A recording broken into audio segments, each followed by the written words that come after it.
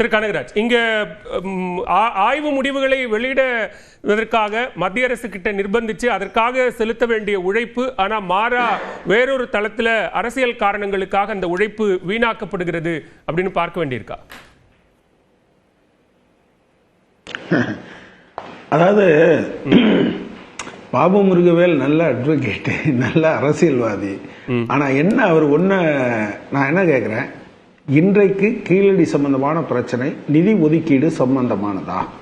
நிதி ஒதுக்கீட்டிற்கு பணம் இல்லை என்பதா இப்போதைய பிரச்சனை? இப்ப அந்த பிரச்சனை வந்துட்டோம்னா தான் நிதி ஒதுக்கியது யாருங்கிற கேள்வி வருது. இயல்பாக அதிமுக அது சுயேட்சையாக செயல்படுகிற காலத்தில் இந்த பிரச்சனைகளை பேசும், அதுல எந்த சந்தேகமும் இல்லை. என்ன பிரச்சனைனா அவரே சொன்னாரு. இப்ப சேதுராமன் கேட்ட, அதாவது பாஜகவுடன் கூட்டணி இல்லாத காலத்தில் அவங்க பளிச்சுன்னு பேசிக்கிட்டே இருப்பாங்க எல்லாத்தையும். அதுல ஒன்றும் பெரிய பிரச்சனை எல்லாம் கிடையாது. ஆனா பாஜகவோட கூட்டு சேர்ந்த பிறகு நான் என்ன கேட்கிறேன் அப்படின்னா, இப்ப சிஏஏ அதுல அவங்களுடைய ஸ்டாண்டு தெரிஞ்சதுதான். ஆனா பாஜகவோட கூட்டணியில் இருந்தாங்க. வேளாண் சட்டங்கள் அவங்க பாஜகவோட கூட்டணியில் இருந்ததுனால அதை ஆதரிச்சு பேசினாங்க. சரி, வக்ஃபு அவங்க கூட்டணியில இல்ல, அப்போ அவங்கனால என்ன பண்ண முடிஞ்சது அப்படின்னு சொன்னா அதை எதிர்த்து வாக்களிக்க முடிஞ்சது. அமர்நாத் ராமகிருஷ்ணா ஊர் மாற்றம் சரியா தப்பா? அதிமுக திரு எடப்பாடி பழனிசாமி அவர்கள் ஸ்டேட்மெண்ட் விட்டாரா இல்லையா? அந்த ஐடி விங்ல இது குறித்து கண்டனம் தெரிவிக்கப்பட்டதா இல்லையா?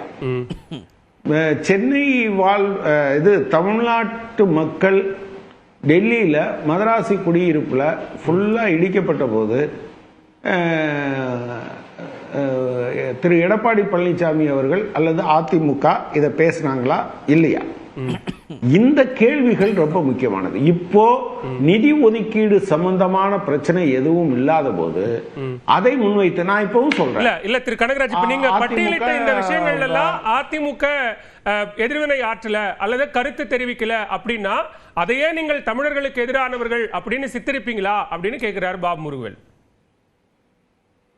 நான் அவரை தமிழர்களுக்கு எதிரானவங்கன்னு சொல்ல, பாஜகவோட கூட்டணியில் இருப்பதன் காரணமாக தமிழ்நாட்டுக்கு விரோதமாக அல்லது ஒற்றை கலாச்சாரத்தை திணிக்க வேண்டும் என்கிற பாஜகவினுடைய கொள்கையை அவர்கள் முன்னெடுக்கும் போது இவர்கள் பேசாமல் இருக்கிறார்கள் என்பதுதான் என்னோட குற்றச்சாட்டு. சரி, அத நீங்க அவர் கூட கேட்டாரு சேதுராமன், நீங்க ஏன் இதை மறைப்பதால் என்ன நடக்கும் அப்படின்னு.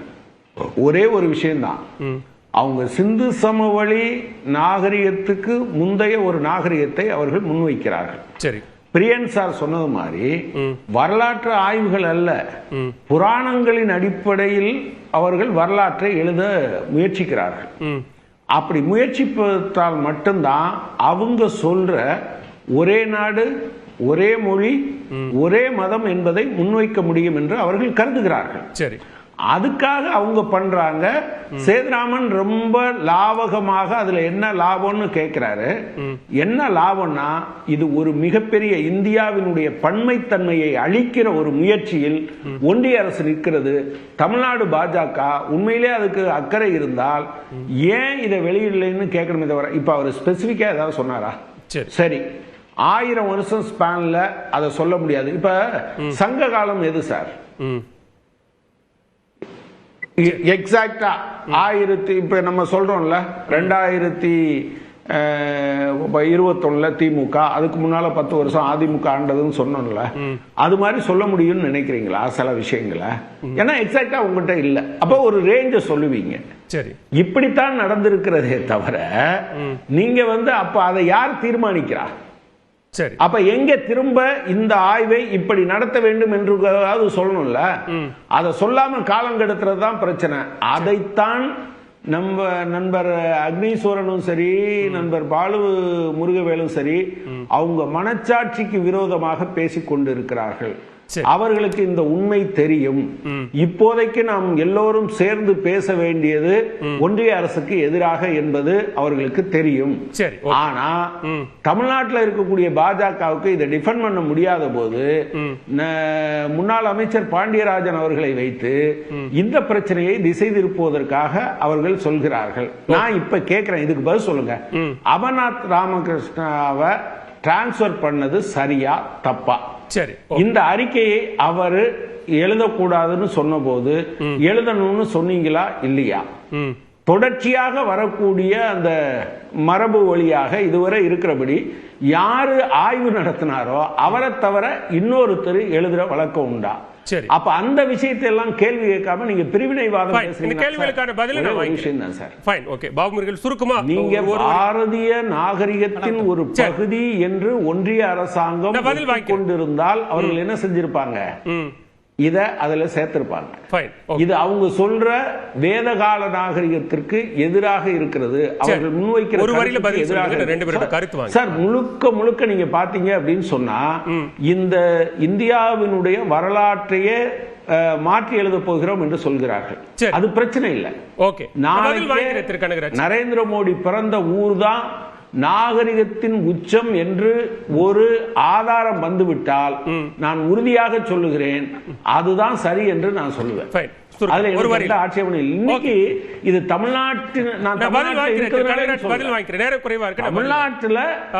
இந்த நாகரிகம் வளர்ந்தது, தொன்மையான நாகரிகம் இருந்திருக்கிறது என்பதை வரலாற்று பூர்வமாகவும் தொல்லியல் அடிப்படையிலும் அது நிரூபிக்கப்பட்ட காரணத்தினால் உண்மையின் பக்கம் தமிழ்நாட்டின் பக்கம். அப்ப இந்த உண்மையின் பக்கம் ஏன் நண்பர் பாபு முருகன் மரியாதைக்குரிய எடப்பாடி பழனிசாமி அவர்கள் உரத்து குரல் கொடுக்கவில்லை? அமர்நாத் ராமகிருஷ்ணாவை டிரான்ஸ்பர் பண்ணது சரின்னு நினைச்சாங்க. இவ்வளவு பெரிய ஆராய்ச்சியை ஏறத்தாழ 10,100க்கும் மேற்பட்ட பொருட்களை மைசூர் அருங்காட்சியகத்திலிருந்து தமிழகத்திற்கு கொண்டு வந்திருக்கிறோம். சிகாகோ மாநாட்டிலே அங்க இருக்கக்கூடிய அந்த கண்காட்சியில இந்த கீழடி அகழாவை பற்றி பேசுவதற்காக அன்றைக்கு இருந்த அமைச்சரை நாங்கள் அனுப்பிச்சிருக்கிறோம்.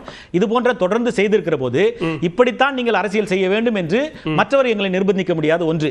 இரண்டாவது, நீங்கள் இப்படித்தான் பேசியிருக்க வேண்டும், இவர்களோடு இப்படி இருக்கிறீர்கள் அதனால் இப்படி பேச மாட்டீர்கள் என்று தோழர் கனகராஜ் சொல்லக்கூடாது. ஏனென்று சொன்னால் மக்கள் நல கூட்டணியில் இருந்தபோது அவர்களுடைய தலைவர்கள் அதிமுகவையும் திமுகவையும் எந்த அளவுக்கு விமர்சித்தார்கள், இன்றைக்கு திமுகவோடு எப்படி பயணிக்கிறார்கள் உலகறிந்த விதம். ரமேஷ் சேதுராமன், இங்க சரஸ்வதி நாகரிகம், சமஸ்கிருத நாகரிகம் அல்லது இன்னும் பழமையான சில நாகரிகங்களுக்கு வெறும் புராண சான்றுகளை மட்டும் வைத்துக் கொள்ளும் போது, அதை ஏற்றுக்கொள்ளும் போது இங்க கீழடிக்கான சில இதுக்கு மட்டும் இன்னும் கூடுதலாக ஆவணங்கள் வேண்டும் அப்படின்னு கேட்கிறது அரசியல் இல்லையா? அது தமிழர்களுடைய தொன்மையான நாகரிகத்தை மறைப்பதற்கான முயற்சி இல்லையா அப்படிங்கறத கேள்வி. இல்ல, தவறு. முதல் விஷயம், இப்போ நம்ம தமிழர் பண்பாடு, தமிழர் நாகரிகம், தமிழின் தொன்மை இதையெல்லாம் பூசி முழுகணும் அப்படின்னாக்க இல்ல மறைக்கணும்னாக்க ஏன் உலக அரங்குல போய் பிரதமர் அவர்கள் போய் தமிழை பத்தி பெருமையா பேசணும் மிகப்பெரிய கேள்வி இல்லையா? அதுவும் உலகின் தொன்மையான மொழிங்கிறது அவரே அவர் வாயால சொல்றாருக்கிறத கேட்கணும். ஒண்ணு. ரெண்டாவது முக்கியமான விஷயம் இங்க பார்க்க வேண்டியது, இந்த விவகாரத்துல நீங்க சொல்றீங்க அதே மாதிரி ஃபண்டிங் விவகாரம் கனகராஜ் சார் கடந்த ஜெனரலா 55 லட்சம் இங்க இருந்து ஒதுக்கும், 40 லட்சம் மத்திய தொகுப்புல இருந்து கொடுத்தாங்க அப்படிங்கிறது இருக்கு. மூணாவது முக்கியமா நீங்க பார்க்கக்கூடியது, இதே தமிழக அரசு இதே இதுல இவங்க என்ன பண்றாங்கன்னு பாத்தீங்கன்னா, ஒரு பக்கம் சொல்றாரு இல்லையா, இத இருட்டடிப்பு செய்வதற்கு இதற்காக எல்லாம் முயற்சி பண்றாங்க. நான் என்ன கேட்கிறேன், நீங்க